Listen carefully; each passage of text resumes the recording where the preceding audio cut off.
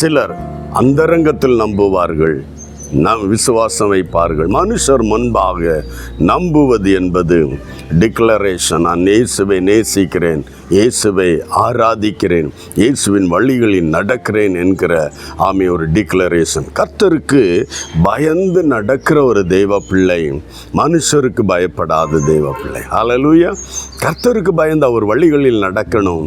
அதே நேரத்தில் publicly declare பண்ணுற ஒரு தெய்வ பிள்ளையாய், நெருக்கம் வந்தாலும் பிரச்சனை வந்தாலும் போராட்டங்கள் நடுவிலும் தேவனை மகிமைப்படுத்துகிற ஒரு தெய்வ பிள்ளையாய் நாம் காணப்படும் போது கர்த்தர் நமக்கென்று வைத்திருக்கிற நன்மையை குறித்து வேதம் சொல்லி எவ்வளவு பெரிதாக இருக்கிறது, அவ்வளவு பெரிதான நன்மையை, உலக ஆசீர்வாதத்தையும் உன்னத ஆசீர்வாதத்தையும் ஆவிக்குரிய ஆசீர்வாதங்களையும் உள்ளடக்கி அந்த மிகப்பெரிய நன்மைகளை கர்த்தர் நமக்கென்று வைத்திருக்கிறார். யாருக்கு?